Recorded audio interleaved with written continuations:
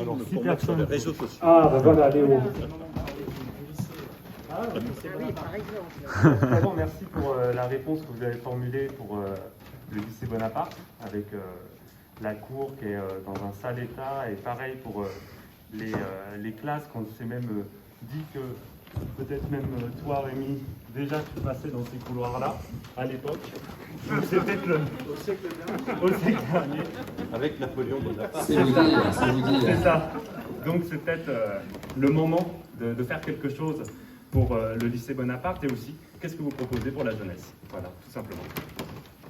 Écoutez, d'abord, pour moi, j'ai vécu ça comme maire, en héritant d'écoles beaucoup trop nombreuses par rapport au nombre d'élèves, à moitié occupées, aucune avec l'accessibilité, aucune avec des moyens modernes technologiques, aucune isolée, et la moitié des mètres carrés vides. Donc j'ai pris le taureau par les cornes, c'est un sujet sensible, et j'ai rénové. Mais pour moi, c'est le signe d'un désintérêt.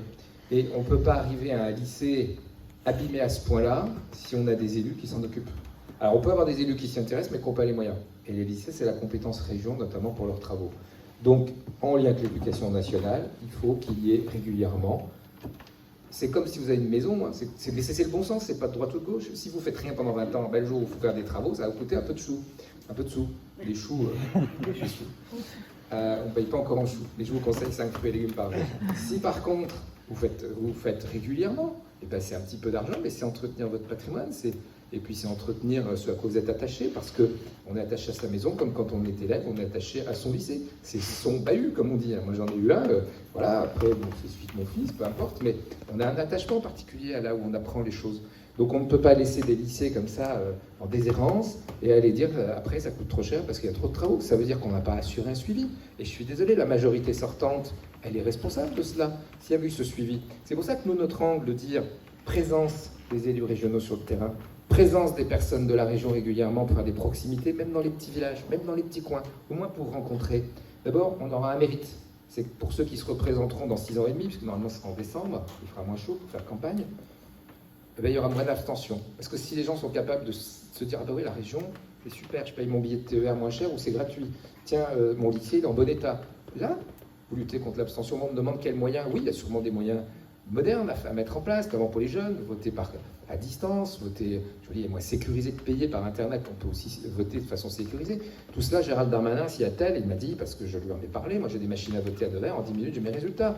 Et c'est pas connecté à Internet pour le coup, donc on ne peut pas y avoir d'intervention. Donc tout ça, il faut faire mieux. Mais pour en revenir à ta question, je pense que c'est important, la présence sur le terrain, c'est la garantie de tout.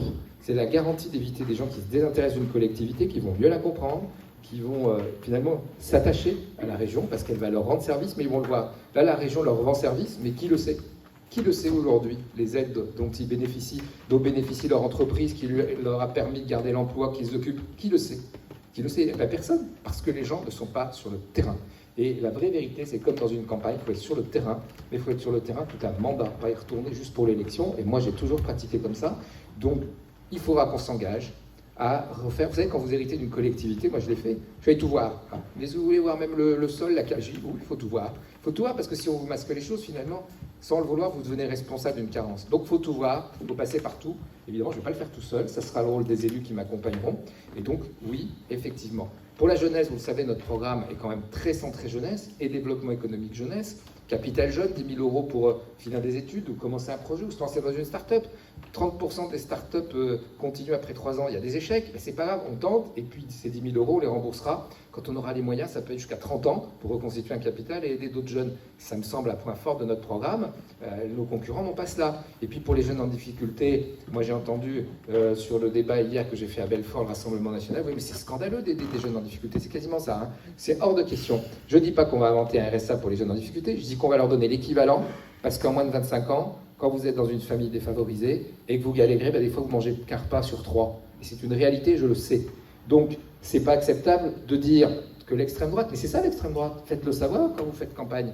Si j'aiderai pas les jeunes, ils se débrouilleront, je ferai autre chose. Ben non, moi je considère qu'on peut prendre un jeune de 3 mois, on lui garantit 500 € sur 2 milliards, on devrait s'en sortir au niveau de la région, et par contre on fait un tutorat, un mentorat pour l'accompagner vers la bonne formation qui lui convient, le motiver, ou un emploi si on peut lui trouver, et puis qui ait un logement, l'accompagner vers l'autonomie.